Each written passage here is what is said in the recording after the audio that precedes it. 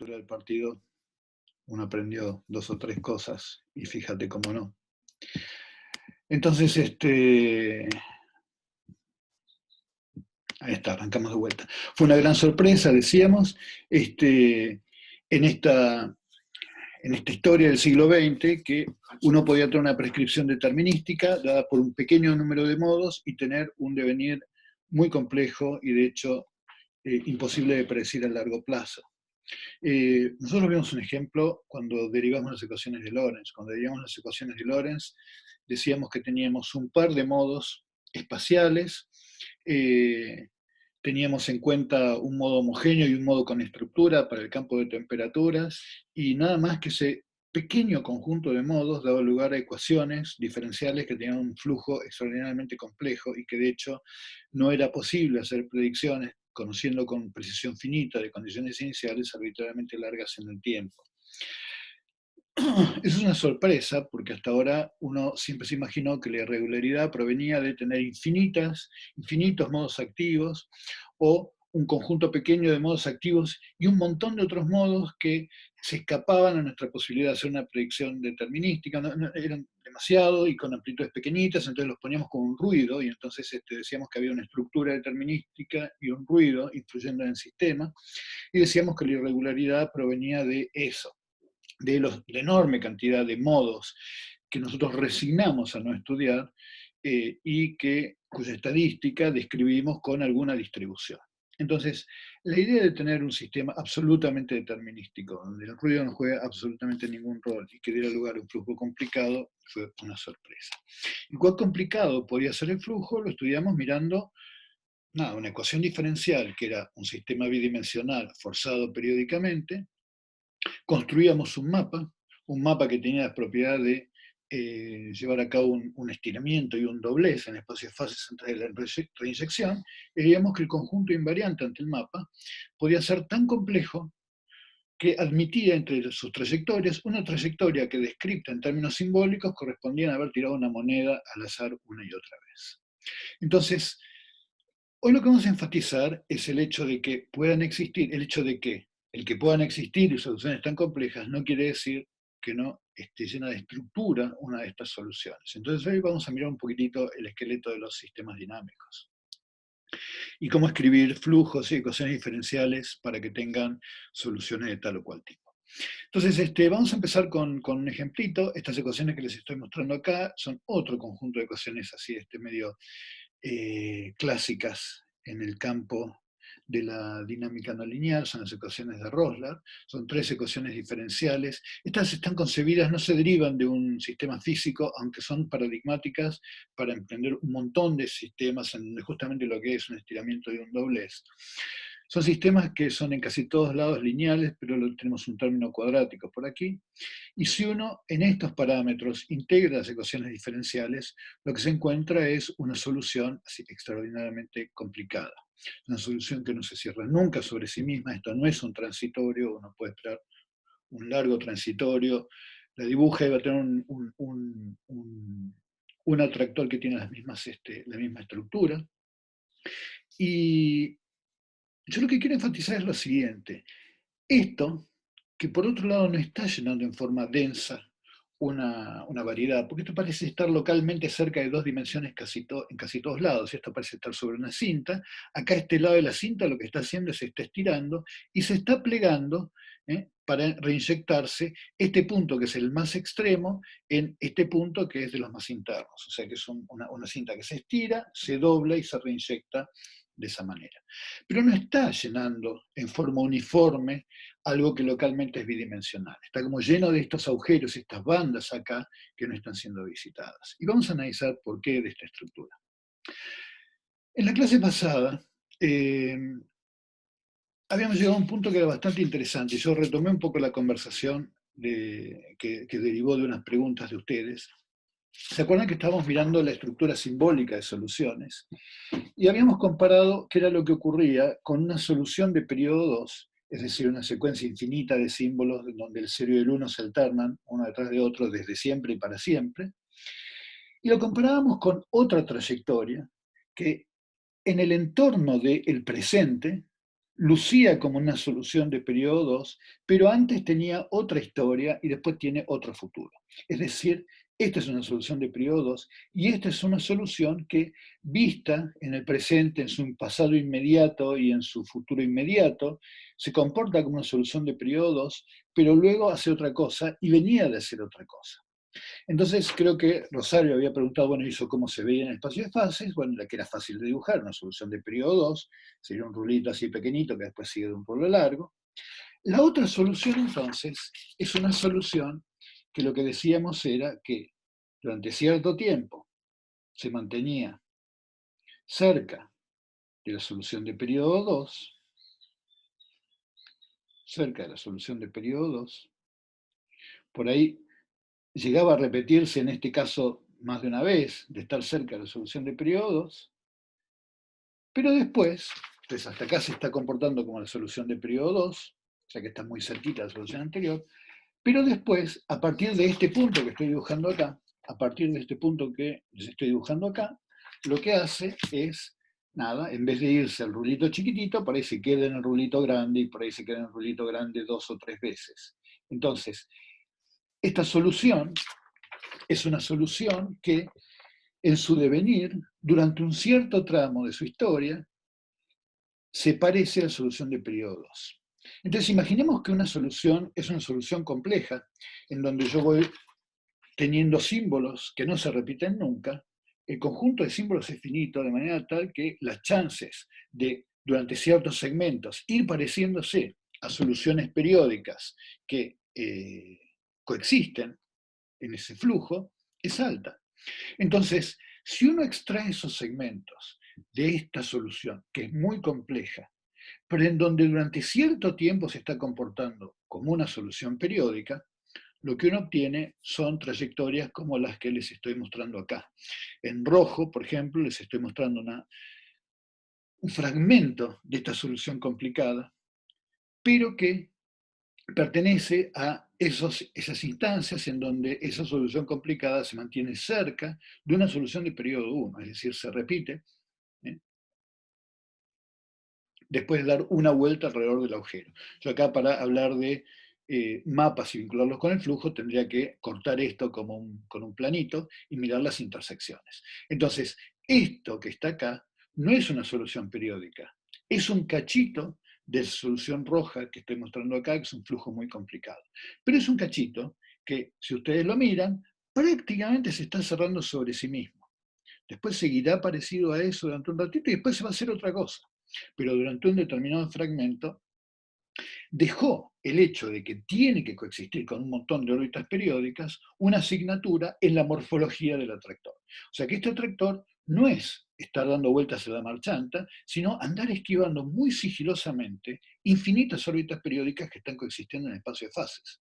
Entonces a mí la metáfora que siempre me gustó decir es, imagínense que yo me pongo pintura en los zapatos y estoy caminando por una determinada habitación y doy vueltas y doy vueltas y doy vueltas, y después alguien se fija qué es lo que ocurre sacando los muebles. Bueno, no hace falta que yo vea los muebles, a los muebles los esquivé, lo que veo es mi ausencia de atravesar ciertas zonas del espacio de fases. Bueno, este atractor es una trayectoria que está obligada a estar en una zona del espacio de fases, porque globalmente será atractor el flujo, pero tiene que coexistir con un montón de órbitas periódicas inestables que existen ahí. Entonces, en ese andar de viniendo, esquivando todas estas órbitas periódicas, queda la morfología de esas órbitas periódicas en el flujo. Acá tenemos una pregunta. Y cuando pasa a parecerse a la otra trayectoria periódica, ¿lo hace de manera repentina? No, lo va haciendo en forma suave. Lo va haciendo en forma suave y muchas veces aprovechando en su transitorio pedacitos de alguna órbita periódica que tiene la combinación de símbolos de una y de otra. Entonces uno nunca ve un cambio repentino de saltar de una solución a la otra. Si yo voy a cambiar de la solución 2 a una solución de periodo 3, probablemente en algún momento voy a parar por un 0,1, 0,1,1 y va a haber una órbita 0,1, 0,1,1, que es una órbita de periodo 5, y entonces probablemente el transitorio va a ser como muy parecido a esa órbita de periodo 5. Ese es exactamente el punto. Como vos tenés toda una lógica de órbitas periódicas que se manifiesta en símbolos, esto que parece aleatorio y que es muy difícil de predecir, está marcado absolutamente por estructuras determinísticas. Entonces vos podés agarrar, sí, es muy interesante, exactamente. Entonces vos podés agarrar, por ejemplo, ahora otro fragmento que casi se repita sobre sí mismo, pero después de visitar una órbita de periodo 2. Entonces buscás dentro del atractor si hay algo que después de 2 vueltas casi se cierre sobre sí mismo. Y eso es lo que les estoy mostrando, por ejemplo, en la curvita azul. Ahí tenemos una órbita de periodo 2, una órbita de periodo 2. Y fíjense que acá a la izquierda les estoy mostrando una de las órbitas de periodo 1 y la otra órbita de periodo 2. Y fíjate, Alejandro, en la derecha yo te estoy mostrando la misma órbita de periodo 2, pero la otra órbita de periodo 1. Y esto está muy vinculado con tu pregunta. Vos fíjate que la manera en que la órbita de periodo 2 se construye tiene la asignatura de que de a ratitos es parecido a una órbita de periodo 1 y de a ratitos fíjate cómo medio se parece a la otra solución de periodo 1. Es decir, vos tenés el 111, el 000 y el 0101 tiene un poquito de parecido de la órbita 0 y un poquito de parecido de la órbita 1. Entonces, así es como se van acomodando en el espacio de fases. Y las transiciones, por lo tanto, les pasa exactamente lo mismo. Van acomodándose con trayectorias cuyos símbolos son las combinaciones de los símbolos. Entonces, como les decía antes, uno puede agarrar y decir, bueno, esto es un atractor extraño. Esto es una solución en la cual la trayectoria no se repite nunca. Y no lo vimos todavía, pero tiene la propiedad de que localmente siempre el sistema es inestable. O sea, yo pongo dos condiciones iniciales cercanas y después de cierto tiempo se terminan separando. Y yo puedo medir esa distancia media de separación a lo largo del atractor, y eso es un índice, se llama índice de Lyapunov, y como es una solución complicada, el promedio del índice de Lyapunov da cuenta de que el sistema en todos lados es inestable. O sea, globalmente es un atractor, pero localmente siempre las soluciones se van separando. Muy bien, entonces yo podría decir, con esa estructura tan compleja, hay muy poco que yo pueda decir. Tengo un sistema determinístico que me dio una solución caótica, esto es impredecible en largo plazo, soné. Bueno, no es tan así. Yo estudio la estructura de estas órbitas periódicas, de estos segmentos, y puedo saber un montón. Dicho sea de paso, si ustedes quieren saber algorítmicamente cómo se calcula esto, es muy fácil. Si yo quiero encontrar soluciones periódicas en un atractor extraño, puedo hacer este tipo de diagramas que se llama diagramas de retorno cercano. Déjenme explicarles qué son. Está bueno esto de la cosa digital. Yo antes de empezar la clase dibujé el ejemplo. Lentamente voy aprendiendo cómo se puede utilizar esto. Entonces acá tenemos una variable que correspondería a, si quieren, medir una de las tres variables del sistema de Rosler. Y entonces el sistema tiene una trayectoria así medio compleja, donde al principio, bueno, se aproxima a la solución del periodo 2, después se aproxima a una solución del periodo 1, etc. Entonces yo lo que puedo hacer es lo siguiente, fíjense. Me pregunto si existen estas estructuras que casi se repiten. Yo acá estoy exagerando porque estoy haciendo una repetición completa. Acá hay 3 repeticiones prácticamente completas de la órbita del periodo 1, pero en general nunca es así. Pero acá estoy exagerando esta propiedad. Entonces, fíjense que si yo miro la distancia entre X y Y, para este punto I, ¿no? Entonces me fijo la posición Y en la señal temporal. Entonces todos entendemos, ¿no? Si este era el sistema X y Z, yo acá lo que estoy dibujando es solamente la variable X en función del tiempo. Es una señal escalar. Entonces ahora me pregunto, ¿cómo es la distancia entre XY y un XY más P? Entonces elijo un P arbitrario y me fijo si el X en Y es parecido al X en I más P. Y fíjense que en este caso lo es, porque como la función casi se está repitiendo y justo invoqué al periodo de esa repetición, bingo, yo lo que tengo es que XY es parecido al XY más P. Entonces si eso ocurre, si la distancia entre XY y XY más P es menor que una determinada cantidad, dibujo un puntito, si no, no. Entonces fíjense qué es lo que va a ocurrir. Como este punto es parecido a este, y el siguiente es parecido al siguiente, y el siguiente es parecido al siguiente, y así durante un buen rato, yo lo que voy a tener es que si para una posición I y P yo dibujo un puntito cuando las señales son parecidas, yo lo que voy a tener es, para ese valor de I, durante un rango grande, para ese valor de P, durante un gran rango de I, voy a tener una serie de puntitos. Entonces, eso es lo que les estoy mostrando acá, fíjense. En el eje X tengo, ahora fíjense en la pantalla, en el eje X tengo Y, o sea, la posición en la señal temporal a la que voy a mirar el primer punto. Y en el eje Y tengo, en el eje Y, en el eje vertical, tengo P, es decir, el tiempo que voy a esperar para mirar el siguiente punto de la señal temporal. ¿Se entiende? Y entonces, fíjense acá, yo tengo un enorme segmento de puntos, quiere decir que está bueno, genial. Entonces quiere decir que acá tengo para este I, que I más P, la señal es parecida, y luego me voy corriendo en I, y a esa misma distancia encuentro toda esta recta acá. Buenísimo, bingo, ahí está, ese pedazo es parecido a una órbita periódica.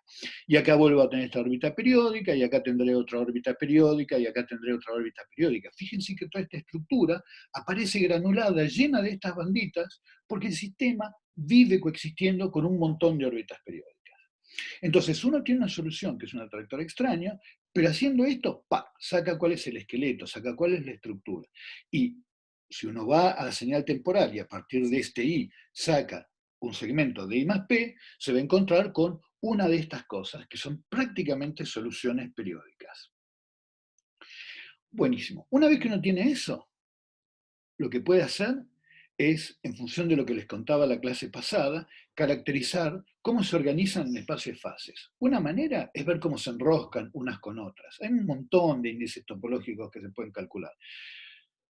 Cómo se anudan, si estamos en espacios tridimensionales, cómo se linkean, bueno, no sé, para caracterizar órbitas periódicas hay todo un zoológico de índices que depende de qué están haciendo, la dimensionalidad, etc. Pero, por ejemplo, en este caso, lo que estoy viendo es cómo se linkean estas órbitas periódicas. Entonces agarro y digo, bueno, reconstruí un pedacito que parece una órbita de periodo 1, reconstruí otro pedacito que parece una órbita de periodo 1 distinta. Estaría hablando de, por ejemplo, esta órbita de periodo 1 que está así, y esta órbita de periodo 1 que está así. Después encontré una órbita de periodo 2, fenómeno, agarro la órbita de periodo 2, y en este caso también agarré otros fragmentos de periodos 3. Y me fijo cómo se linkean unas con otras. Entonces fíjense, por ejemplo, esta órbita de periodo 1. Ah, buenísimo, ahora vamos a ver esta pregunta, Agustín, está buenísima. Déjame que termine esto y te la contesto. Entonces, por ejemplo, esta órbita de periodo 1...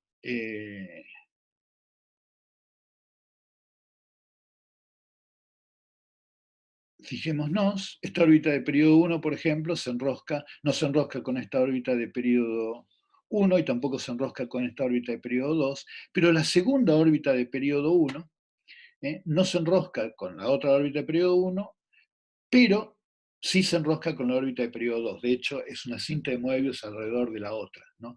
Esto acá es difícil de ver, pero por ejemplo, esta que está acá está completamente deslinkeada con la azul, pero si ustedes se fijan la grandota es el centro de una cinta de Moebius que tiene al azul por borde, entonces se manifiesta en cómo se linkea. Acá,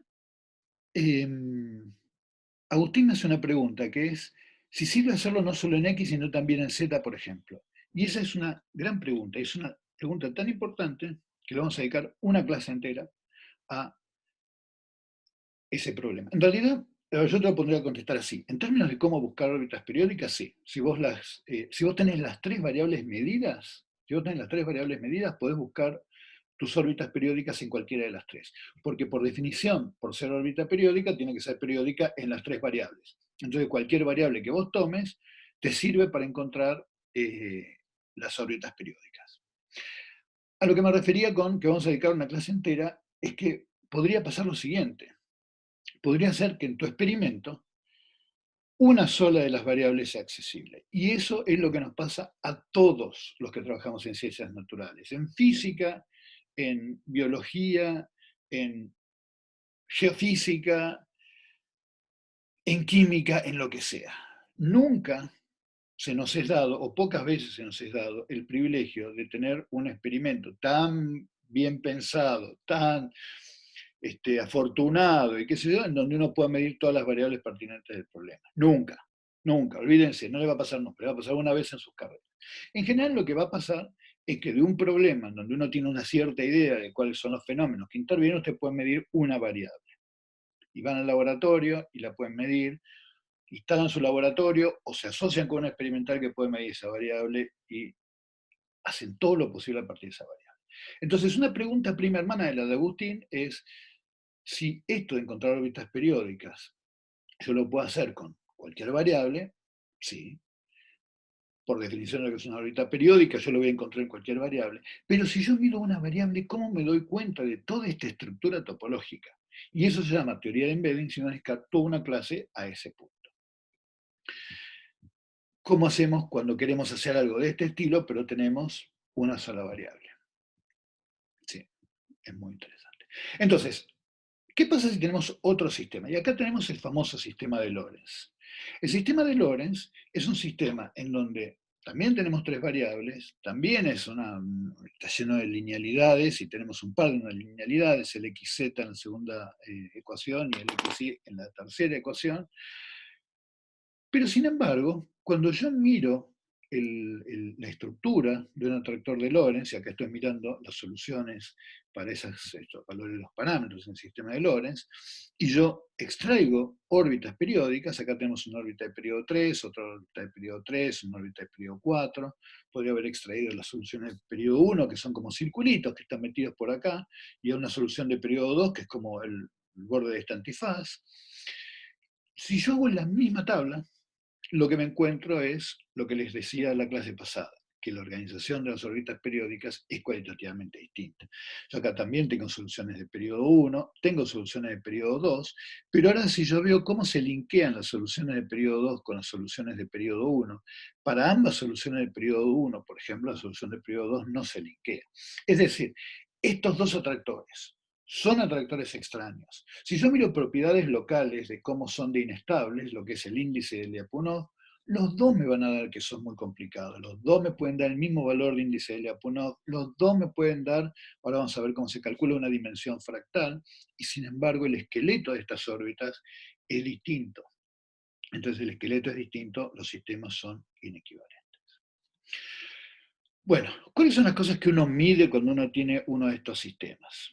Bueno, no vamos a tirar tampoco todas las herramientas que hemos aprendido a lo largo de la carrera de estudiar sistemas lineales. Lo primero que uno hace siempre es ver la transformada de Fourier de una señal, es una vieja estrategia que no falla nunca, siempre nunca nos deja totalmente a pie. Todos conocen la transformada de Fourier, es agarrar la señal e integrarla con un kernel que es e a la i omega t. Entonces yo lo que veo es, esencialmente la pregunta acá es, yo agarro una base, que es el conjunto de oscilaciones, y la receta de reconstruir la solución, ¿cuánto tiene de cada ingrediente? Donde cada ingrediente es una solución armónica de distintas frecuencias. Entonces, ¿cuánto tengo que poner de ingredientes para reconstruir una función muy parecida a la original? Y la receta queda descrita en lo que llama el espectro, que me dice para cada uno de las frecuencias, que son los ingredientes que yo tuve que poner, cuál es la cantidad de tacitas y cucharitas que tuve que poner de cada una de esas componentes. Entonces, si uno hace eso, por ejemplo, acá tenemos, ¿se acuerdan el ejercicio del láser que les había mostrado con modulación de pérdidas de la clase pasada? Bueno, esto son señales que provienen de ese experimento. Esta es la intensidad. En este lado es la intensidad. Sobre esto no les quiero hablar ahora, se los voy a hablar cuando hable de embeddings. Entonces, esta es la intensidad. Y cuando yo hago una transformada de Fourier acá, y estoy haciendo un forzado periódico. Entonces, estoy haciendo un forzante periódico. Si yo tengo este forzante periódico, identifico cuál es la frecuencia del forzante periódico. Y después lo que me encuentro es que cuando cambio los parámetros, eventualmente la solución, como les comenté en su momento, en vez de engancharse en uno a uno con el forzante periódico, se engancha en uno de cada dos veces. Entonces, como se engancha en uno de cada dos veces, la señal temporal tarda el doble en repetirse. Por lo tanto, si miro cuál es la frecuencia del sistema, la frecuencia más baja, me pareció una cosa de frecuencia mitad, porque las soluciones ahora pasan a ser periódicas, pero en el doble de tiempo.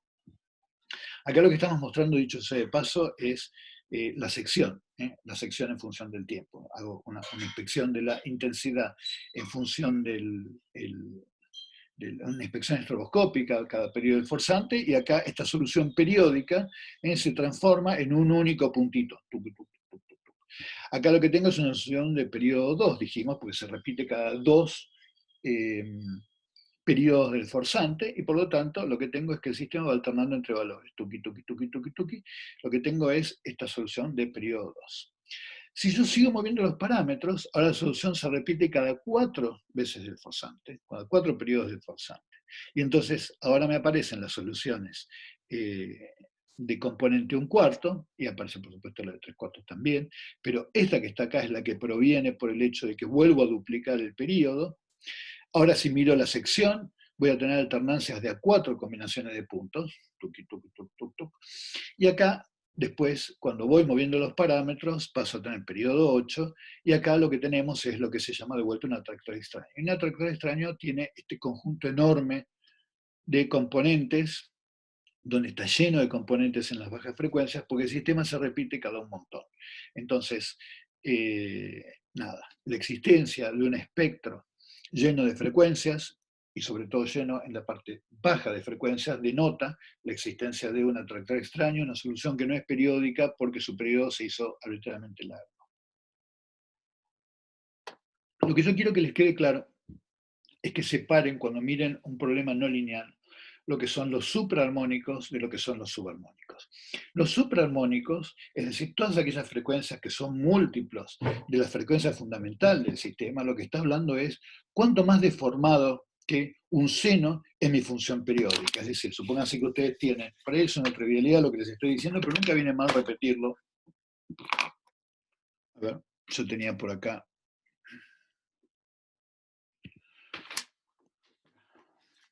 Entonces, si uno tiene una solución sinusoidal y uno estudia el espectro de Fourier, lo que tiene, por supuesto, es esto que está acá. Ahora, si yo lo que hago es tener una solución del mismo periodo, pero que tiene una pinta en la cual yo claramente me estoy, por efectos de lo que sea, una no linealidad del problema, lo que sea, estoy deformando la solución, si el espectro si el periodo es el mismo, yo lo que voy a ver es que en ese caso la modificación del espectro se va a dar en los supraarmónicos del problema. Ahora, si yo lo que tengo es que de mi solución periódica, en donde tenía mi frecuencia omega 0, yo sufro, esta es mi solución periódica, una duplicación de periodo, voy haciendo una transición hacia una dinámica más compleja, esto se va a manifestar en que no es la formita de esa solución periódica, sino el tiempo que tarda en repetirse la señal. Y si el tiempo que tarda en repetirse la señal aumentó, eso se va a manifestar entonces en picos que son subarmónicos del problema. Entonces, cuando uno quiere mirar la complejidad de una solución, no se fija en los supraarmónicos del problema, se fija en los subarmónicos, que son los que tienen registro de que el sistema tardó mucho tiempo en repetirse. ¿Qué tal vamos hasta acá? ¿Vamos bien? Bien, genial. Buenísimo. Otro aspecto que creo que alguien me mencionó, yo no me acuerdo si fue Valentín, alguien me mencionó sobre la medida del conjunto de Cantor. Si siempre son números enteros. Bueno, ahí está. Entonces, buenísima la pregunta. Cuando vos tenés que te enganchás en lo que se llama un subarmónico, esto es una pregunta re interesante. Suponete que vos agarrás y tenés un forzante periódico. Si vos tenés un forzante periódico, tu solución, como bien sabemos, salvo que vos estés en una frecuencia muy parecida a la frecuencia natural del sistema, en cuyo caso se va a enganchar en un periodo 1, después pasan muchas cosas. Vos podés tener, por ejemplo, que te enganches en un subarmónico, es decir, vos estás forzando una frecuencia y te enganches a un medio. o a un cuarto, o a 3/4. Entonces, ahí lo que haces es te enganchas en una solución periódica que es un subarmónico de la solución anterior. Y la existencia de estos subarmónicos como soluciones atractoras es típicamente la asignatura de tener un sistema no lineal. Pero también te podés enganchar en lo que llaman soluciones cuasiperiódicas, es decir, soluciones en donde vos tenés tu frecuencia y la frecuencia a la que el sistema te responde es una frecuencia que no es un racional respecto de la anterior. Entonces, cuando vos mirás el espacio de fases, te llena completamente un toro. O podés encontrarte con una solución que cuando vos golpeás al sistema, no se repite nunca en un atractor extraño. Entonces, todo ese zoológico de cosas, la podés describir en términos de un diagrama de bifurcaciones, en donde, por ejemplo, si vos tenés la frecuencia de tu sistema, entonces vamos a poner acá, suponete que la frecuencia de tu forzante sea omega sobre el omega 0. Entonces, típicamente te pasan cosas así.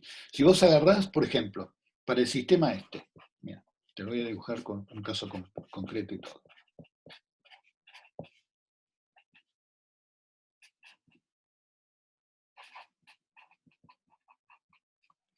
Suponete que agarramos el sistema, en donde lo que tenés es una bifurcación de Hopf, la forma normal, y lo pateás periódicamente.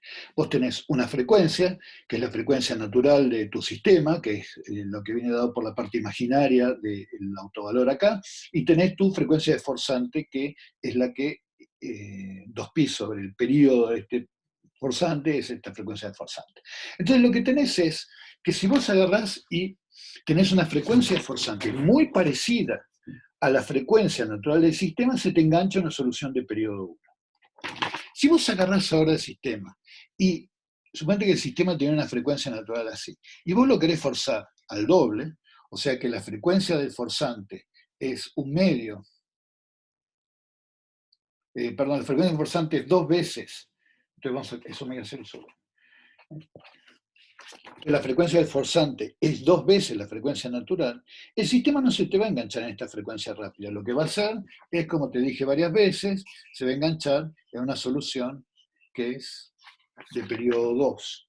Entonces hay todo un rango del espacio de parámetros, acá entonces está el cociente de las frecuencias, acá está la amplitud, en donde vos lo que tenés es que te enganchás ahora en una solución de periodo 2.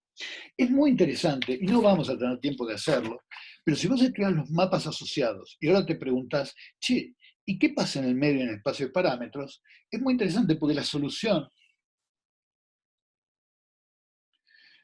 más grande en el espacio de parámetros entre una solución de periodo 2 y de periodo 1 es una solución de periodo 3. De hecho, uno puede definir un número que es el número de rotación, que te dice cuánto... Espera que me están haciendo...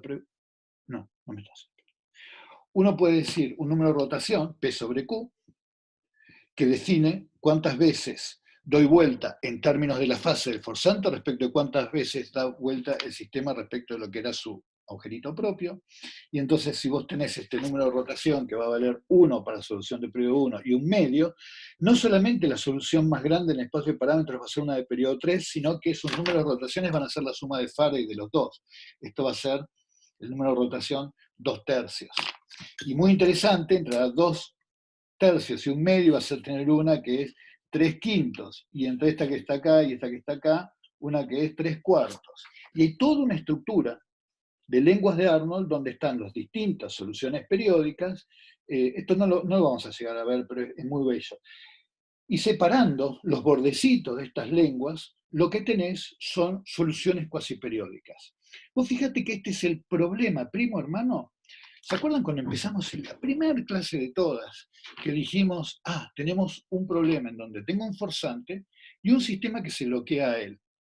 Y dijimos, eso lo vamos a describir en términos de θ punto igual a omega menos el seno de una fase, qué sé yo, phi menos θ, y decíamos que phi punto era igual a un omega 2. ¿Se acuerdan de este problema?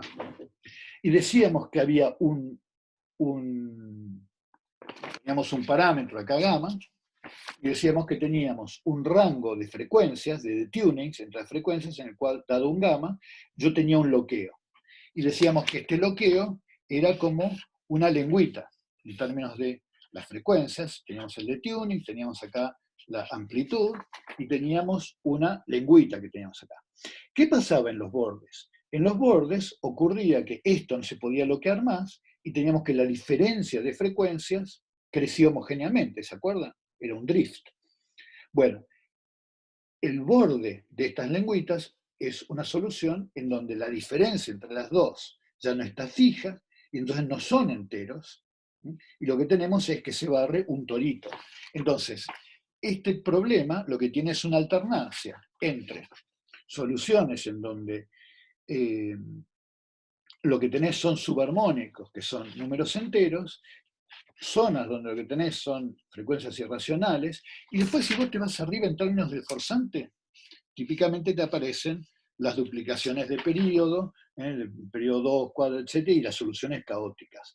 Entonces, cuando vos me preguntás si en las transformadas de Fourier te vas a encontrar solamente en números enteros, eso depende si vos estás en una zona del espacio de parámetros donde tenés soluciones que son subarmónicas, soluciones periódicas que son subarmónicas. Pero podés entrar en zonas donde tenés soluciones caóticas, zonas donde tenés soluciones casi periódicas, y ahí los que tenés son que los cocientes de las frecuencias que te aparecen no son racionales, o caóticas donde te aparece toda una banda que está ahí. Entonces, la estructura del espacio de Fourier va a estar dependiendo en qué zona del espacio de parámetros estás. Acá vas a tener enteros, acá vas a tener enteros, acá vas a tener enteros, en los bordecitos vas a tener frecuencias que son irracionales, acá arriba vas a tener bandas completas de frecuencia, en fin, todo un zoológico de cosas posibles. Pero cuando tenés soluciones caóticas, tenés un montón de frecuencias, no te aparecen solamente enteros. Ahora, en tu transición, está muy rico este programa. En las transiciones, lo que sí pasa es que, por ejemplo, si vos tenés una solución, esto es interesante, suponete vos tenés una solución que fue al caos por duplicación de periodo, lo que sí te quedan son la asignatura de que los picos más importantes te van a quedar, por ejemplo, en un medio y en un cuarto, por ejemplo. Entonces, si bien te aparecen un montón de frecuencias, vos mirando fijo el espectro de Fourier decís, sí, está bárbaro. Pero esto viene de la duplicación de periodo 1, periodo 3. ¿Por qué? Pues si te aparece lo un tercio y lo un sexto y después un montón de cositas, decir, esto quedó asignatura de que la forma básica es un periodo 3 que fue duplicando de periodo. Entonces la señal, el espectro de Fourier, te da información de cuál es el esqueleto también. ¿No? Una información un poquito global, pero te da cierta información.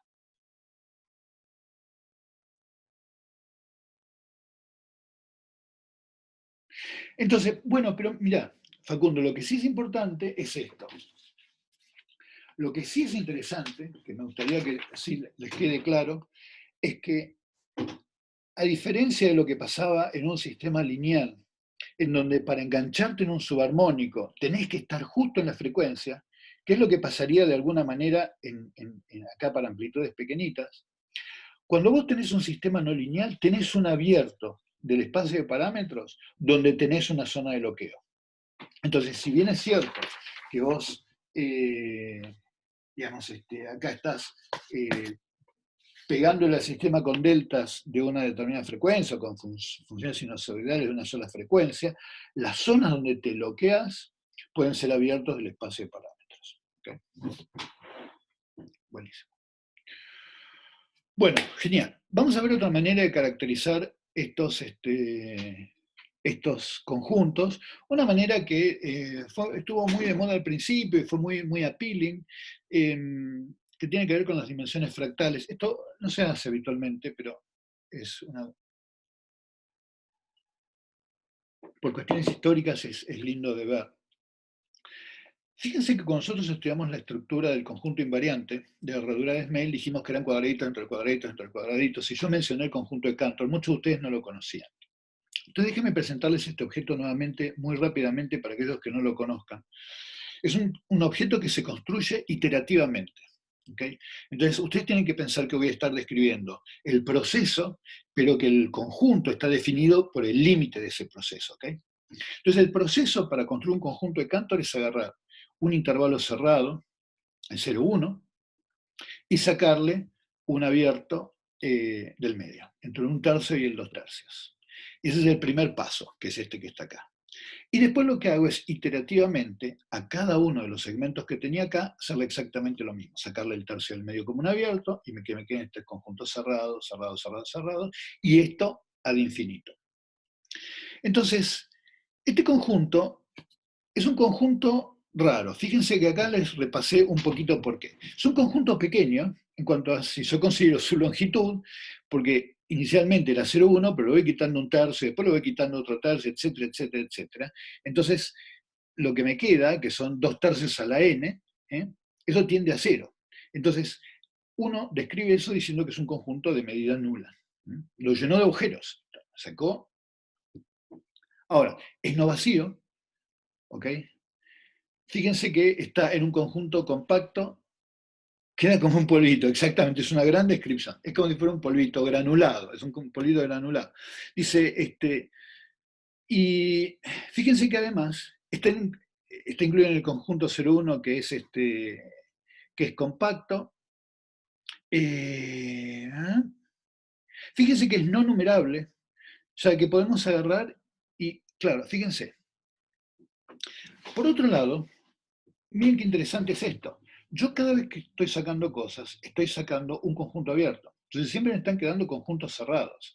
Finalmente lo que yo tengo es un conjunto de puntos que como conjunto tiene tantos puntos como el conjunto original. ¿Ok? No es numerable, ya que podemos...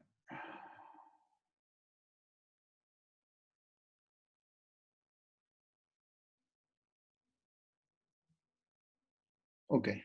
Bueno, eso. Estoy sacando abiertos, entonces siempre lo que tengo son las uniones de conjuntos cerrados, así que desde el punto de vista de lo que es la posibilidad de, ¿cómo se llama? De tener puntos, yo tengo infinitos puntos acá, me quedan infinitos puntos acá, pero me queda un conjunto de medida nula. ¿No? Porque tiene el mismo número de puntos. Entonces, porque siempre lo que vas a tener son intervalitos que son intervalitos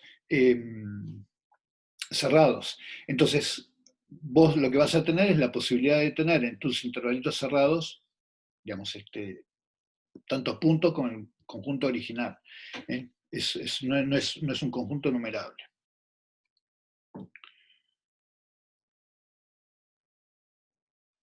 Pero tiene medida nula, lo llenaste de agujeros.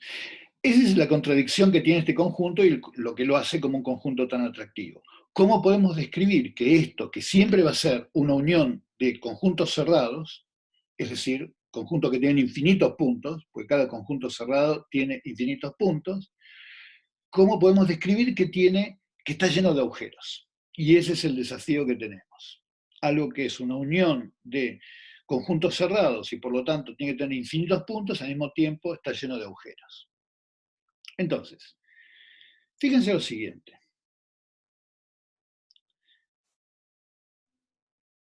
Nosotros queremos definir un número que describa, por un lado, que lo estoy llenando de agujeros. O sea que no tiene dimensión 1. Pero por otro lado, queremos una definición de que me diga que tampoco tiene dimensión 0, porque no es un conjunto finito de puntos. No es que me queda un conjunto finito de puntos de dimensión 0. Entonces, yo tengo que describir un número que me refleje que su dimensión no es 0, como sería si fuera que me queda un conjunto finito de puntos, y que al mismo tiempo no es 1 porque lo saqué de agujeros. Entonces, ¿cómo puedo definir una dimensión para este problema? Entonces, fíjense lo siguiente. Yo, cuando tengo un segmento, al que todos vamos a digamos, coincidir que va a tener dimensión 1, lo que puedo hacer es definir un proceso por el cual digo, bueno, lo voy a llenar de cajitas de tamaño epsilon, esto inicialmente está entre 0 y 1, y voy a contar cuántas cajitas yo necesito de tamaño epsilon para cubrir el conjunto. Entonces fíjense que yo voy a necesitar 1 sobre epsilon cajitas. Necesito 1 sobre epsilon cajitas. Si yo tomo un cuadrado, y quiero decir que tomo un tamaño unitario, que sería un cuadradito de tamaño epsilon, y me pregunto cuántas tejitas de estas necesito para cubrir esto, yo voy a necesitar 1 sobre epsilon cuadrado de tejitas. Y si yo tomara un cubito, que es algo de dimensión 3, y quisiera, digamos, cubrirlo con cubitos del lado unitario epsilon, del lado epsilon, yo necesitaría 1 sobre epsilon cubo cubitos. Entonces, para definir que esto tiene dimensión 1, esto tiene dimensión 2 y esto tiene dimensión 3, yo podría agarrar y decir que defino a la dimensión como el límite del logaritmo del número de cajitas de tamaño epsilon que yo tuve sobre el logaritmo de epsilon.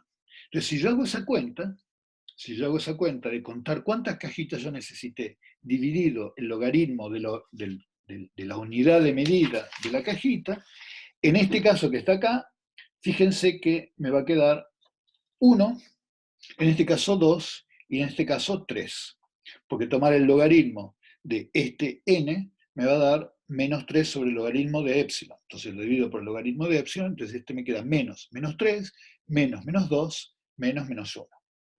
Entonces es un número que yo creo que no provoca demasiado ruido, es un número que me permite operativamente definir una dimensión para este conjunto. Si yo aplico esa misma definición a este conjunto, la cosa se pone interesante, porque fíjense, ¿cuántas cajitas necesito yo para cubrir a esto? Entonces lo que digo es, en la primera etapa de la construcción voy a utilizar 2 cajitas cuyo tamaño es 1/3. En la siguiente etapa de la construcción del conjunto voy a poner 4 cajitas de tamaño 1/9. Como está saliendo el sol, voy a tener que cerrar esta ventana. 4 cajitas de tamaño 1/9. En el paso enésimo voy a tener 2 a la n cajitas de tamaño 1 sobre 3 a la n. Entonces, si yo ahora me pregunto por la cuenta esta que tenía acá y calculo la dimensión del conjunto como menos el límite cuando el epsilon tiende a 0 del logaritmo del número de cajitas o el logaritmo del tamaño de la unidad de la cajita, lo que me va a dar esto es un número que es 2/3. Bueno, mejor dicho, el logaritmo de 2 sobre el logaritmo de 3. Entonces, esta es una manera de definir un número que nos da cuenta de que un conjunto de Cantor, que es un conjunto de medida nula, pero que tiene infinitos puntos y no es numerable, tiene una dimensión que es menor que 1, pero mayor que 0. Entonces, esta definición de dimensión, si uno la aplica a un toro, le va a dar dimensión 2. Si uno se lo aplica a una órbita periódica, le va a dar dimensión 1.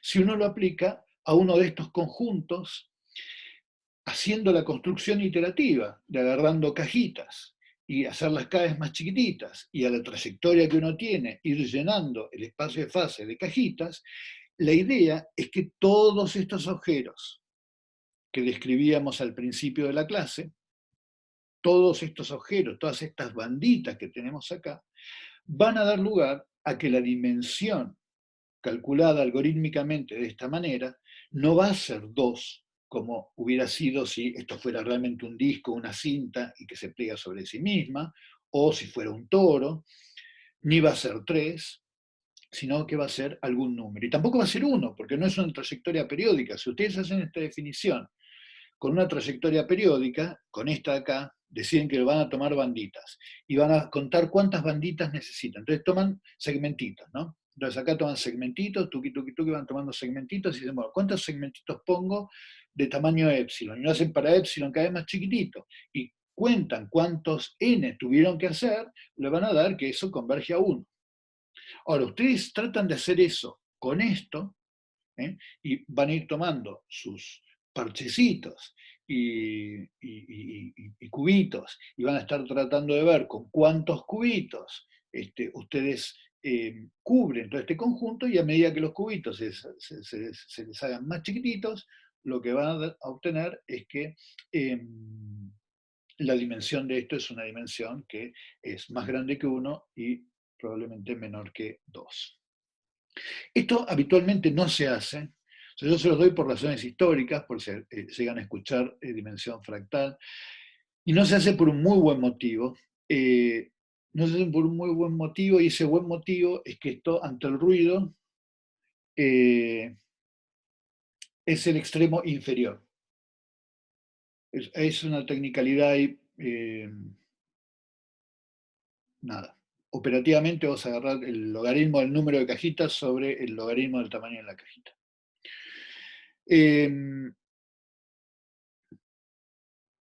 Entonces, lo que les quería decir es que esto se afecta tremendamente con el ruido, y como se afecta tremendamente con el ruido, es un número que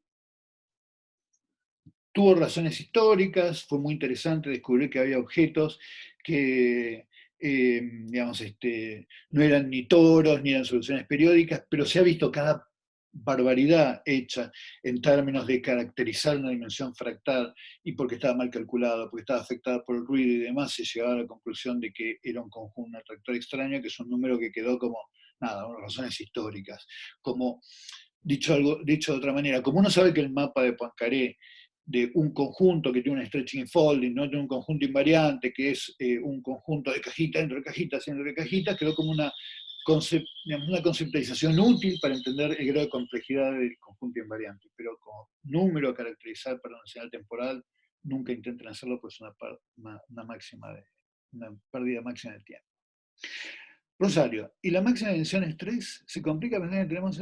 Entonces, claro, bueno, entonces tu dimensión, en estos casos donde el flujo original era 3, o sea, vos tenías que originalmente partir de un conjunto de cosas diferenciales que eran 3 de cosas diferenciales, ahí sí lo máximo que puedes tener es 3. Pero en general, vos podés tener un sistema dinámico de dimensión 7, 8, 9, y tus conjuntos invariantes serán tendrán alguna dimensión menor que la dimensión del espacio de fases. Entonces, nada. Típicamente lo que vas a tener es algún número que va a ser siempre menor a la dimensión del espacio de fase. Vamos a hablar de otro número que es un poco más simpático. Es un número que es bastante simpático y que se está usando un montón, pero me parece que a lo mejor vale la pena esperar los que me hagan preguntas y lo dejamos para después de la pausa. Bueno, vamos a tomarnos un par de minutos por si tienen preguntas, y después hacemos una pausa y después seguimos. ¿Tiene alguna pregunta?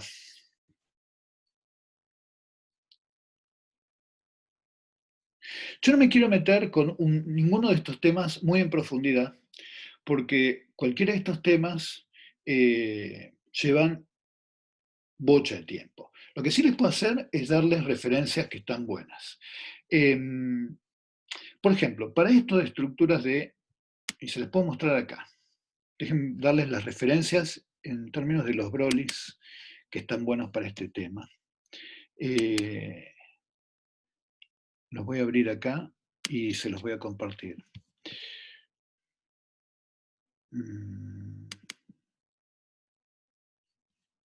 Bánquenme un segundo. Si tienen preguntas, mientras tanto vayan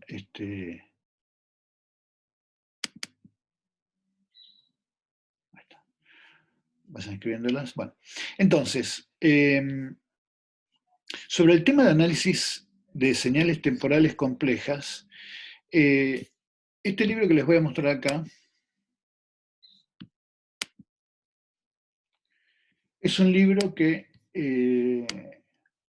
es bastante formativo, es decir, no solamente es bastante completo, sino que piensa bien las cosas. Entonces hay un montón de técnicas que después se siguieron haciendo, pero que son derivadas de técnicas que se discuten acá. Es el Analysis of Observed Chaotic Data. Este tipo, Henry Barbanel, es un profesor de la Universidad de California en San Diego, Eh, y son un montón de análisis de datos y ahora está trabajando un montón sobre asimilación y eh, técnicas de inteligencia artificial aplicadas al análisis de señales temporales, y escribió un trabajo seminal donde muchas de estas historias se discuten. Entonces, fíjense que este tema habla sobre reconstrucciones del espacio de fases. Bueno, esto todavía no lo vimos, le vamos a dedicar una buena clase a esto, a cómo reconstruimos espacios de fases, pero eh, acá están, invariantes de la dinámica, cálculos de dimensiones fractales, técnicas de box counting, índice de Lyapunov, describir cómo es digamos, el grado de inestabilidad local de estas trayectorias, en fin, separación del ruido, en fin, nada. Distintos tipos de análisis de caracterización de señales caóticas y tal. Es un lindo libro, apéndices sobre cómo se vincula esto con teoría de la información. Es un lindo libro de análisis de señales temporales. Sobre el otro problema que les había comentado de la caracterización topológica, yo creo que este libro de Gilmore y Lefranc, a ver si me llega.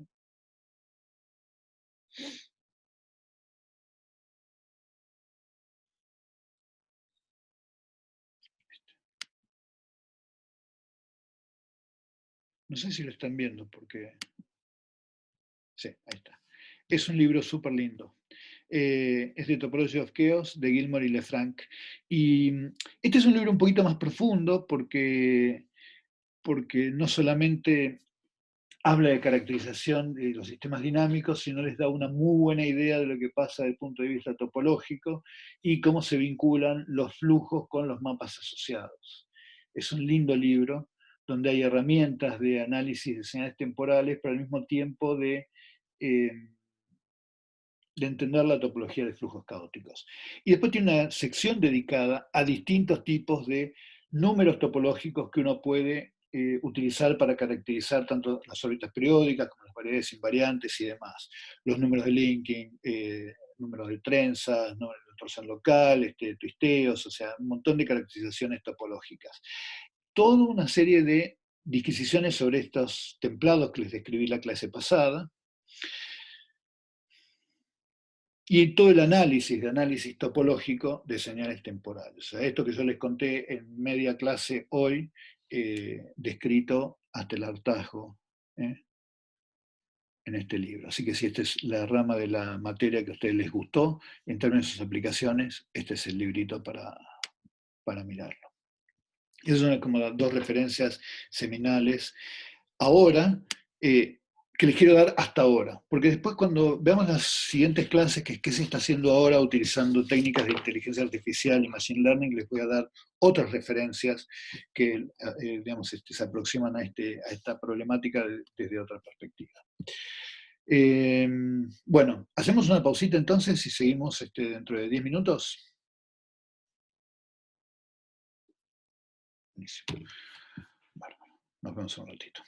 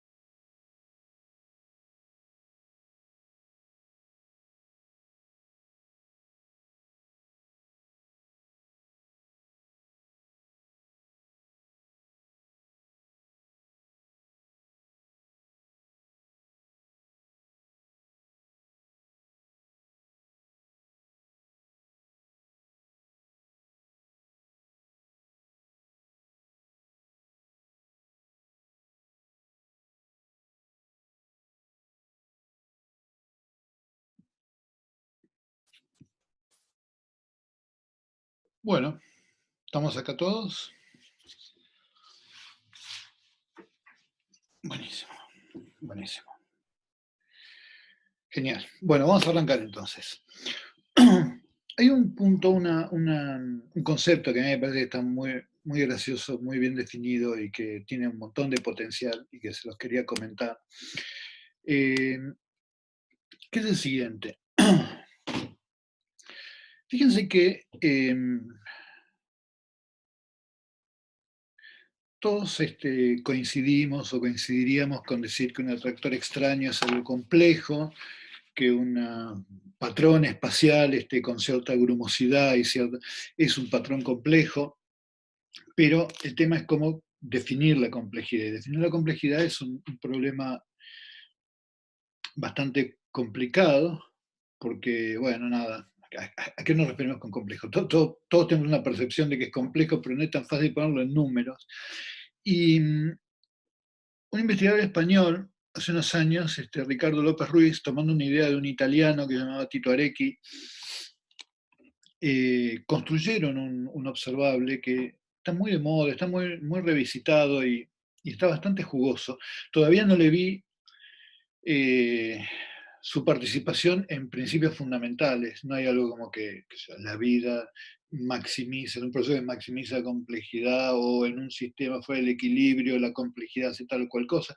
Si bien hay un montón de papers buscando por ese lado, pero es un concepto que a mí me parece muy gracioso, una definición que me parece muy graciosa. La idea detrás de esa definición es muy sencilla. La idea es, un cristal no es complejo, pero un gas ideal tampoco.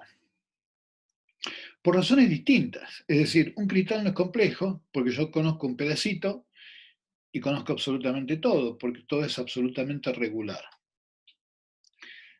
Un gas ideal tampoco es complejo, porque es tan desordenado que cada pedacito estadísticamente es igual al resto. Entonces, la idea es que una definición de complejidad debería ser una definición que al mismo tiempo me dé cero para el gas ideal y cero para el cristal. Ese es el planteo que está detrás de esta definición que les voy a hacer ahora. Ahora, el motivo por el cual debería ir a cero la complejidad de un gas ideal y un cristal son distintos. En un cristal está claro que la entropía o cualquier medida de la información que uno tome va a ser igual a cero. ¿Ok? No hay nada más ordenado que un cristal. Ahora, ¿qué es lo que hace que el gas ideal se vaya a cero? Bueno, el hecho de que cualquier distribución sensata que uno ponga va a plantear que el gas ideal está en una equipartición. Es decir, que si yo mido el apartamiento de una... esperen que voy a poner el chat por las dudas que me...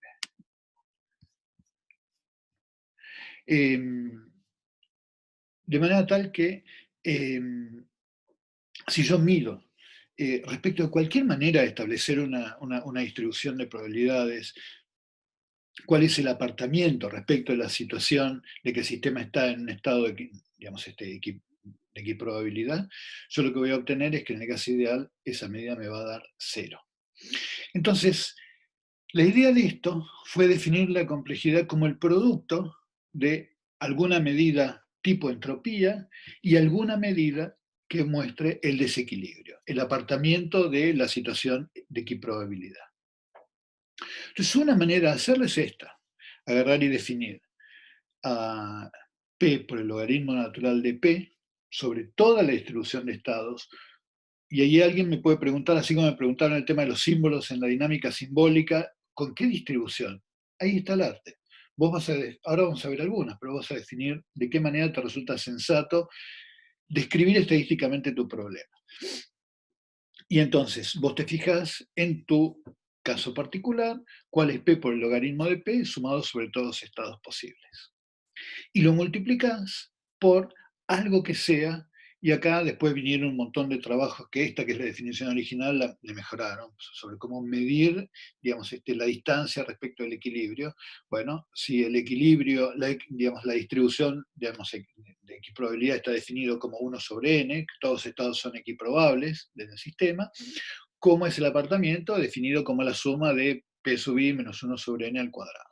Una medida de la desviación respecto de la equiprobabilidad.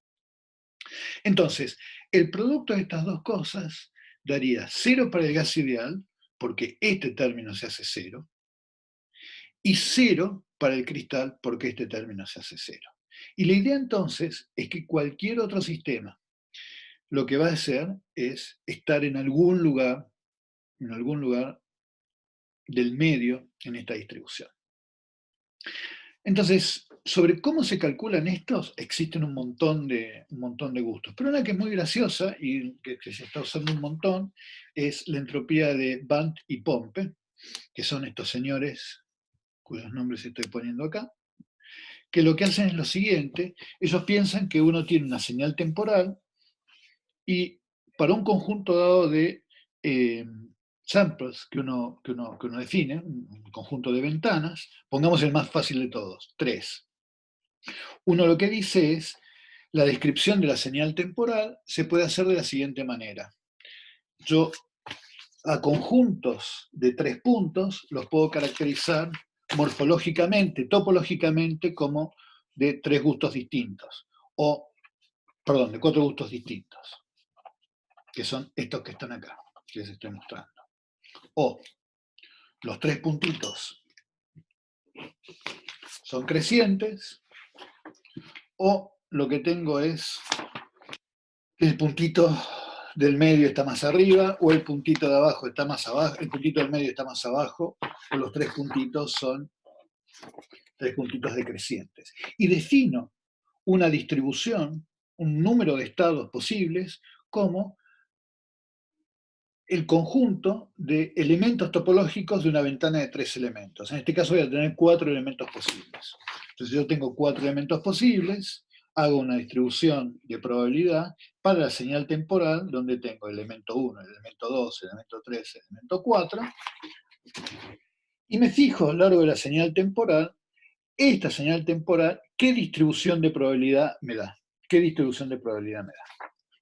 Entonces está claro que si esto fuera completamente ruidoso, yo lo que tendría probablemente es una situación de este estilo. Entonces, si yo tuviera una situación completamente ruidosa, cualquiera de todas estas combinaciones aparecería con igual probabilidad y por lo tanto la complejidad de esa señal sería muy baja, porque el P sub i menos 1 sobre n al cuadrado me daría 0. ¿Okay? Por otro lado, si yo tuviera una solución periódica, voy a tener un conjunto de puntos acá, una distribución dada de puntos acá, que me dará cierto valor de la complejidad, pero si yo tengo una solución caótica, lo que voy a tener es una distribución acá que cuando haga la cuenta me da un número de complejidad mayor.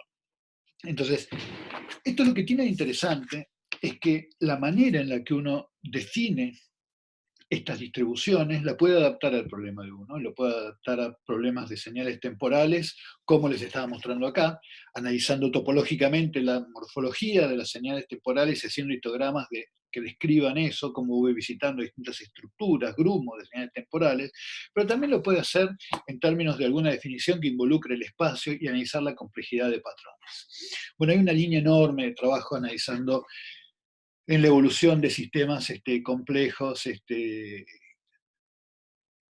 ¿cuál es la evolución de la complejidad? ¿Es posible que en el devenir de un sistema vivo uno esté aumentando la entropía, pero está aumentando la complejidad porque está aumentando la organización del sistema? Entonces, ¿hay alguna manera de utilizar estos conceptos como para hacer formulaciones rigurosas de procesos biológicos, por ejemplo, o de sistemas fuera del equilibrio? Bueno, es una gran pregunta. Y como todas las grandes preguntas, tiene el mérito de que las dejamos ahí y ustedes van a ir a resolver. Entonces, cuando se escriben las biografías de sus carreras exitosas, van a decir: yo tuve una clase dinámica donde me dijeron que la complejidad era un gran concepto. Pero yo creo que hay algo por ahí donde vale la pena tener el ojo puesto, porque ahí hay algo interesante. Bueno, quería terminar la clase de hoy visitando un poquitito esta idea, cerrando un poco con lo que habíamos comenzado, de qué ingredientes geométricos o cómo voy a poder yo identificar que un sistema va a tener soluciones caóticas. Y para eso quería volver hacia algunos de los elementos de la descripción de los problemas no lineales que habíamos visto al comienzo del curso. ¿Se acuerdan que al comienzo del curso habíamos hablado de lo que eran los puntos fijos rotacionales en una dirección y inestables en otra? Es decir, un punto fijo en un sistema tridimensional, donde analizando los autovalores, tenemos autovalores complejos por un lado y un autovalor real. O sea que este es un comportamiento local que no nos sorprende demasiado. Y luego habíamos hablado de variedades invariantes. Habíamos dicho que localmente, lo que era la variedad inestable de un punto fijo, tangente iba a ser al autovector inestable de ese punto fijo, y podía ser el caso de que esta variedad inestable fuera la variedad estable del punto. Eso lo habíamos llamado una órbita homoclínica. Bueno, un señor llamado Shilnikov demostró que basta con que yo tenga una transformación, una trayectoria homoclínica, en donde el punto fijo es un foco, como este que estoy mostrando acá, es una condición suficiente para que el sistema tenga soluciones caóticas. Su argumento es muy lindo. En el Guggenheim y Holmes están hechas las cuentas en súper detalle, pero yo les voy a señalar los conceptos geométricos de esa demostración. Lo que ocurre acá es, perdón que me estoy distrayendo, pero alguien está súper martillando metal más o menos cerca y me es muy distractivo. El argumento de esto fue lo siguiente. Este hombre lo que dijo fue, Shilnikov lo que hizo fue decir, bueno, muy cerquita de este punto fijo, yo lo que voy a construir es un cilindro. Y este cilindro lo voy a pensar como limitado por dos superficies. Una superficie, que es este borde, el cilindro, y otra superficie que es el techo y la base. Entonces a este lo voy a llamar sigma 0 y esto lo voy a llamar sigma 1. Lo interesante es que él dijo, bueno, yo voy a hacer un mapa de Poincaré que sea, ¿qué es lo que pasa con sigma 0? O sea, cómo se mapea algo que pasa por sigma 0 en algo que se mapea por sigma 0. ¿Está bien? Pero él lo que dijo fue, bueno, ¿por qué? Porque lo que pasa de sigma 1 al volver por acá es simplemente transportar esa tapita y proyectarla. Esa es su idea. Voy a suponer que eso es lo que ocurre. Donde pasa lo interesante es cerca de este punto en donde las trayectorias se espiralan. O sea, todo este reingreso va a ser simplemente ser remapeado de vuelta a esta zona del espacio de fases. Y él entonces se preguntó, ¿cómo hago para mapear lo que está en sigma 0 en lo que está en sigma 1? Es decir, o una condición inicial que está sobre esta superficie, ¿cómo se mapea en esta que está acá? La gracia de eso es que como es un sistema muy cercano a un punto fijo, linealizando, yo lo que puedo hacer es, resolviendo el problema lineal, y de cómo voy de sigma 0 a sigma 1, lo calculo analíticamente. Y haciendo eso, después el tipo lo que asume es que a lo que pasa en sigma 1 lo proyecta de vuelta a sigma 0. Lo interesante de esto es que yo puedo mostrar que tomo banditas por acá y eso se convierte en espiralcitas. Eso es súper fácil, porque de vuelta, como yo tengo acá el flujo que lo puedo integrar, son exponenciales, eso lo hicimos desde el principio del curso, integrar desde esta superficie a esta superficie es un ejercicio. Entonces, él muestra que para una banda horizontal en sigma 0, yo lo que tengo es que cuando vuelve el flujo vuelve después de haber sufrido un estiramiento y un doblez.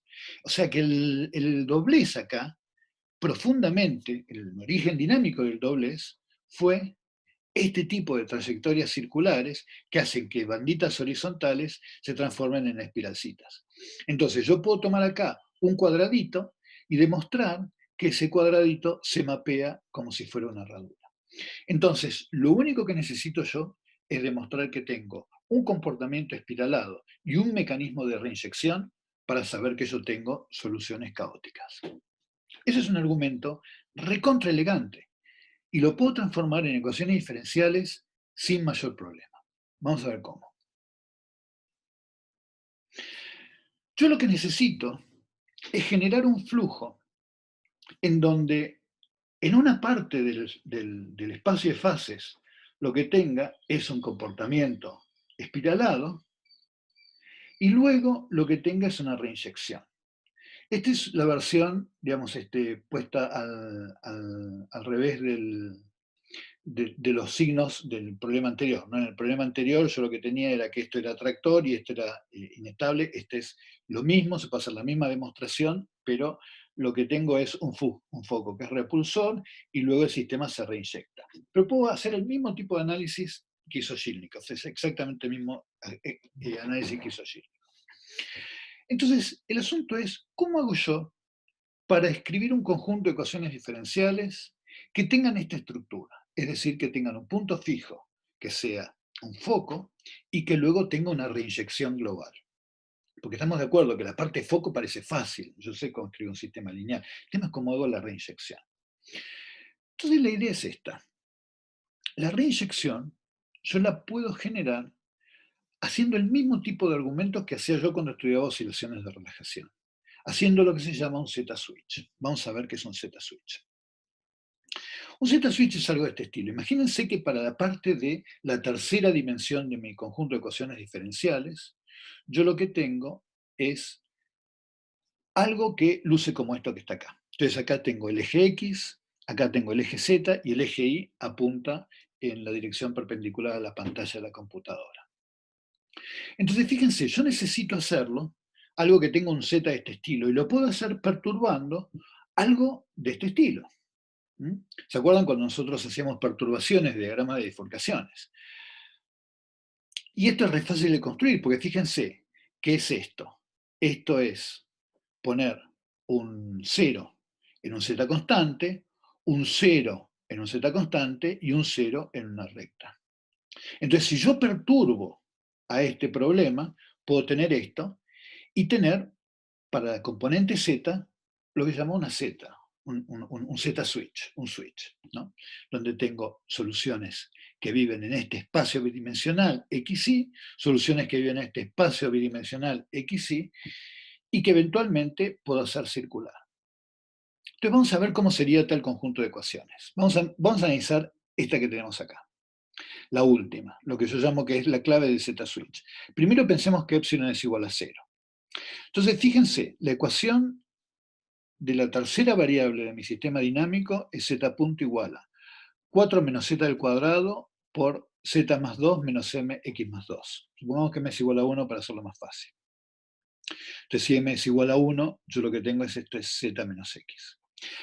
Entonces fíjense, los ceros de este campo vector, los ceros de este campo vector, para la componente z, o sea, las nuclinas asociadas a la dirección z, son, si escribo esto, 4 menos z al cuadrado como 2 menos z por 2 más z, van a estar en z igual a 2 y en z igual a menos 2. O sea que yo tengo acá una nuclina y yo tengo acá una nuclina. Mi tercera nuclina es esta que está acá, que es z menos x, o sea que es esta recta que tengo acá. Es muy fácil el ejercicio de decir que si yo lo perturbo epsilónicamente con un término lineal, si el epsilon es mayor que 0, yo perturbo el sistema de esta manera. Si el epsilon es menor que 0, lo perturbo de esta manera. Y es recontra fácil ver cuál de los dos signos es el correcto, porque si yo lo perturbo con un epsilon positivo, yo puedo despejar cuánto vale el x en función del z, y esta función va a tener 4 extremos. O sea, calculo la derivada de x en función de z, si pongo acá un epsilon positivo, me fijo cuáles son los valores de los ceros, y de acá tengo una ecuación en donde puedo hacer un poquito de álgebra, y lo que veo es que tengo 4 ceros de la derivada. O sea, escribo x en función de z, calculo su derivada y veo que tengo 4 soluciones nulas. Mientras que si el epsilon es menor que 0 no tengo ninguna. O sea que si yo tengo este problema singular, ¿ok? Es un sistema que tenga estas nuclinas y lo perturbo epsilónicamente de esta manera, lo que tengo es que las nuclinas asociadas a la componente z son estas funciones que tengo acá. ¿Está bien? Ahora, viene la parte graciosa. ¿Qué pasa cuando yo estoy en esta rama de la nuclina? Cuando yo estoy en esta rama de la nucleina, primero, antes que nada, ¿me están escuchando? Porque están súper silenciosos. Ahí está. Genial. Ahí está. Fíjense qué es lo que pasa en esta rama de la nucleina. En esta rama de la nucleina, z es igual a 2. Entonces, como z es igual a 2, yo de todas estas ecuaciones que les puse acá, fíjense que cuando z es igual a 2, este término es igual a 0, o sea que todo esto no va a estar. Cuando z es igual a 2, todo esto que escribí acá no va a estar. Y lo que tengo entonces es, como z es igual a 2, acá un numerito que es 4, y tengo un sistema dinámico que es una pavada, es x punto igual a menos x menos a e y punto igual a menos y menos b. Entonces, básicamente lo que estoy diciendo es que estoy dibujando, estoy escribiendo un sistema dinámico, lo estoy diseñando para que en esta parte, en esta superficie de z igual a 2, en esta superficie de z igual a 2, en esta superficie de z igual a 2, el sistema lo que haga es tratar de converger a un punto fijo que está por acá. Está en el valor AB. O sea que yo dibujé un sistema dinámico recontra fácil, que trata de irse al AB. Pero al AB lo pongo más allá de donde está el bordecito de esta superficie.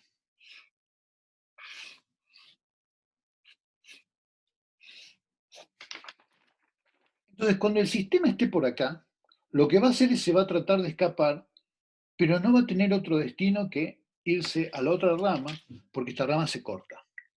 Ahora, cuando yo voy a esa rama de abajo, z pasa a ser igual a menos 2. Y ahora, ¿qué pasa con este conjunto de ecuaciones cuando z es igual a menos 2? Yo lo definí astutamente. Acá, cuando z es igual a menos 2, todo este pedacito que está acá se hace 0. A ver, yo no estoy utilizando las grandes propiedades pedagógicas de esto. Acá. Cuando z es igual a menos 2, este pedacito se hace 0, este pedacito se hace 0, y ahora, esto que está acá es un número, básicamente 4, esto que está acá es un número que es básicamente 4, y fíjense quién es este. Esto simplemente es haber escrito para x y esto para y, es haber escrito la forma normal de una bifurcación de Hopf. Es decir, yo dibujé que este sistema, cuando está acá abajo, lo que hace es tratar de irse a un ciclo límite que pondré por acá. Entonces yo dibujé un sistema en donde lo obligo a transitar entre dos ramas de un Z-switch. Y dibujé dos sistemas recontrapavotes, uno en la parte de arriba y otro en la parte de abajo. ¿Cómo hice para aprender que la ecuación sea la de la parte de arriba o la de la parte de abajo? Multipliqué por z más 2 y z menos 2, que son los valores que sé que anulan las ramas de la nucleina. Entonces, el sistema este está condenado a hacer una cosa bastante divertida, que es, cuando llega abajo, escaparse. Después irse para arriba, volver y reinyectarse. O sea, dibujé un conjunto, mejor dicho, escribí un conjunto de ecuaciones diferenciales que hizo lo que yo quise globalmente gracias a un mecanismo de Z-switch y poner juntos todos estos pedacitos de rompecabezas que venimos estudiando desde el comienzo de la clase para generar soluciones tan complejas y flujos tan ricos como yo tenga ganas. Entonces, de repente, esto de tener soluciones muy complejas y mecanismos geométricos muy complejos, no es difícil traducir en ecuaciones diferenciales. Yo puedo aprovechar Z-switch, como son los de los osciladores de relajación, para generar conexiones globales. Y en cada zona del espacio de fases, lograr la dinámica que a mí me interese. ¿Qué hago si yo tengo un sistema que lo que hace es tener oscilaciones cerca de dos lugares? Y bueno, escribo un Z-switch y lo que hago es, en cada zona, escribo la forma normal de una bifurcación de Hopf. ¿Qué pasa si yo quiero generar un sistema excitable? El otro día alguien me preguntaba por una neurona, pero que la neurona tenía una característica bastante curiosa, que era que cuando se acercaba al punto estacionario, se acercaba con un conjunto de oscilaciones. Entonces él necesitaba que fuera un sistema excitable, pero en donde el relajamiento era de tipo oscilatorio. Si yo lo perturbaba un poquitito, no pasaba nada, pero si lo perturbaba por encima de un cierto valor, yo lo que tenía era un escape. Bueno, muy sencillo. Hago un Z-switch. Hago un Z-switch.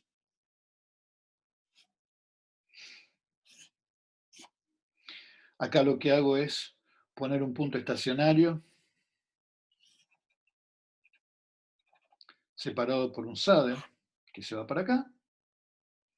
Y esto lo trato de hacer converger a un atractor de por acá. Entonces, hago un Z-switch y acá abajo lo que pongo es un atractor repulsor. Eso ustedes lo saben hacer con los ojos cerrados. Y acá lo que hago es poner que el sistema trate de converger a un punto fijo. Entonces, el sistema este lo que va a hacer es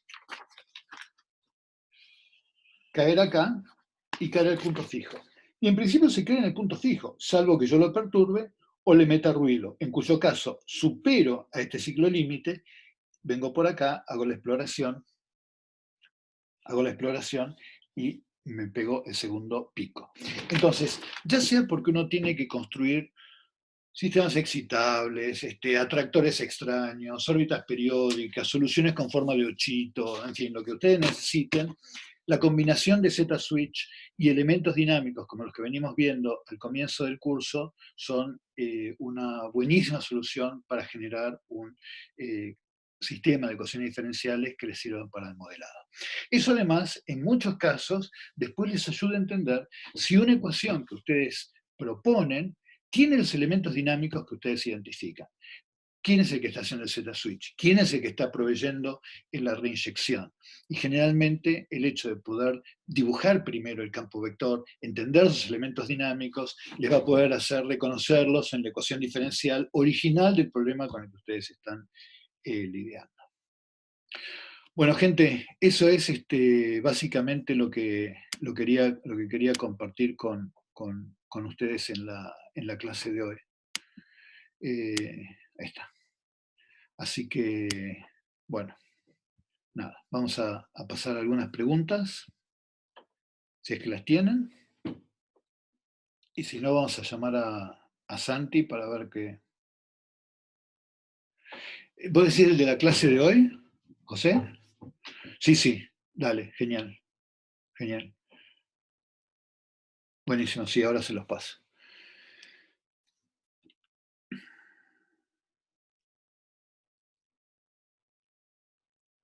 Sí, a mí me parece que es súper interesante, está lleno de posibilidades. Muy lindo y muchos elementos lindos de modelado. Nosotros hay todo un capítulo de dinámica que no hicimos, que es el de estos sistemas derivados por ruido. Pero es bastante interesante. Con estos Z-switch uno puede armar estos sistemas que utilizan estos Z-switch para hacer grandes reinyecciones y dibujar la dinámica cerca de los puntos estacionarios. Y como el ruido uno lo va tirando, porque una de las grandes preguntas acá es, cuando uno tiene un sistema complejo, cómo identificar si el sistema es derivado por ruido o es un sistema determinístico. Y una de las claves de esto es la estadística de retornos. Entonces, si uno tiene que esto está derivado totalmente por sistemas determinísticos, la estadística de tiempos de retornos de estos picos es una, pero si uno lo que tuviera es que esto es un sistema, por ejemplo, excitable, que está siendo derivado por ruido y de tanto en tanto se pega sus escapadas, la estadística sería distinta. Entonces, si bien la estadística refleja el problema de que en un caso está derivado por ruido y en otro caso no, lo que también es cierto es que la estructura de distribuciones temporales está muy afectada por la parte determinística de la ecuación diferencial. Entonces, entender y tener un muy buen modelo para la parte determinística, aun si el sistema es derivado por ruido, es una cosa muy importante. Bueno, ¿alguna otra pregunta, gente? Bueno, entonces vamos a ver si lo tenemos a Santi dando vueltas por ahí.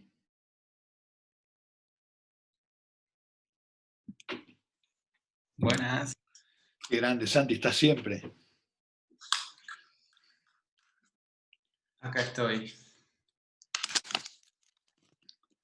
Buenísimo. Mate. Sí. Che, bueno, ¿qué van a hacer hoy? Bueno, hoy vamos a hacer algo que vos hiciste con ellos, pero que dejaste un ejercicio planteado que no creo que hayan hecho, que es lo de formas normales de sistemas oscilantes y calcular como la frecuencia con la que nacen las oscilaciones. Ah, buenísimo, Eh, buenísimo, buenísimo. Yo voy a hacer un poquito de repaso de lo que vos viste con ellos en clase, como para poner el marco, y después de lleno nos vamos a meter a hacer una cuentita. Mm, suena intimidante, no sé por qué te reís así. Es que es una cuentita que nada, vamos a tener que estar despiertos para hacerla. Es fácil equivocarse con los signos, que no sé qué, pero, pero bueno, me parece que es una linda manera de terminar la guía de formas normales, que todavía estamos con eso nosotros. Bárbaro, genial. Entonces, hoy terminamos con formas normales y ya la semana que viene hacemos la guía de mapas y ya después de eso se terminaron las guías establecidas. Bárbaro. Nosotros hoy terminamos la última teórica que involucra temas de mapas, así Bien. que no estamos tan mal tampoco. Y, y bueno, nada, No, ya a estaba partir todo de... calculado, Gabo. ¿Cómo tan mal? Exactamente. Armamos el programa al principio del cuatrimestre. Estaba todo Y no pasó, planeado. y no pasó nada en el medio, ¿viste? Y no pasó nada en el medio. Bastante bien con esto del COVID llevamos el cronograma. Increíble, increíble, no se puede creer, no se puede creer. Bueno, buenísimo, genial. Sí, ya a partir de la semana que vienen vienen unos temas, creo que bastante divertidos. Vamos a hablar de eso, embeddings, redes, reconstrucción de campos vectores y demás, así que yo creo que van a estar bien, pero está bueno que no se desconcentren de terminar los ejercicios de la práctica que son Claro. calde.